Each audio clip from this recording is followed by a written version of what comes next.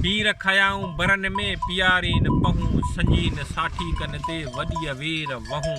भरियो जर जंडरन में कोड़ा कन कहूं ॾींहां ॾींहुं नऊं मूंखे विरह वेड़ी चन जो। लतीफ़ सरकार जे सुर मारूईअ में बीर जो ज़िक्र आहे त बीर अरबीअ में खूह के चवंदा आहिनि त लतीफ़ खूह जो ज़िक्र कयो आहे त बीर खयाऊं बरन में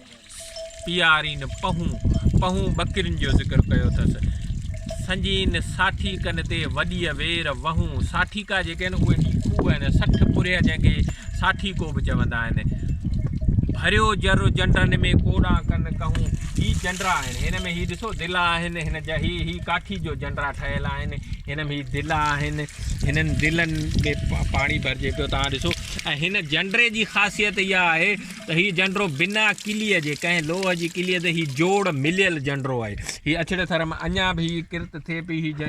ही पथर जे दौर जो जेको आहे न हीउ शइ अञा बि हिते अछड़े थर में आहे। त हीउ जंडरो मूं चयो त तव्हांखे इहो जंडरो बि ॾेखारिजे बीर बि ॾेखारिजनि ही साठीका बि ॾेखारिजनि ही पहूं बि ॾेखारिजनि ही ढगियूं ॾिसो हींअर आयूं आहिनि उञाए जी आयूं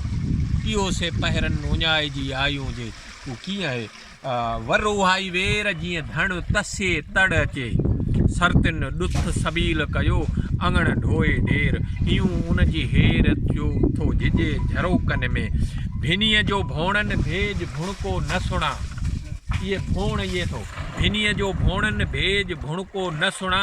सिंजण वारियूं सुतियूं वञी वेढ़ वरनि पिया सेट सड़न तरहे ॿिन्ही कंदियूं ही तरह उहे ॿिन्ही कंदियुनि ते जॾहिं मारवी खजी थी वञे त उहे सेट जेके आहिनि इहे ॿोका आहिनि इहे वरतूं आहिनि इहे भोण आहिनि इहे सड़नि पिया उसन में इन्हनि खे सिंजण वारो केरु कोन्हे। वरी लतीफ़ पंहिंजे उत्साह ॾिए थो पंहिंजूं सरतियूं मारवी ॾांहुं बैत मोकिलीनि थियूं त सभु न वञी सुतियूं अञा के सिंजनि पियो से पहिरनि उञाई जी आयूं जे इहे उहो सहेलियूं चवनि थियूं सभु असां न सुतियूं आहिनि अञा बि के आहिनि कलयुग में कापड़ी त उहा ॻाल्हि कंदो त अञा बि उहे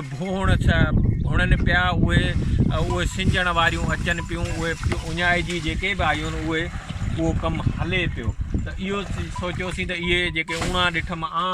आह जो बि ज़िक्र लतीफ़ सरकार कयो त इन जो आह जो बि तव्हांखे इहो मुशाहिदो ॾेखारियो त लतीफ़ जो इहो मुशाहिदो आहे इहे पंध आहिनि इहे पेचरा आहिनि। सोचियुमि त इहे शयूं अॼु जे नौजवान खे ख़बर न आहे त इहे शयूं छा आहिनि इहे तव्हांखे ॾेखारियूं। तव्हांजी वॾी महिरबानी।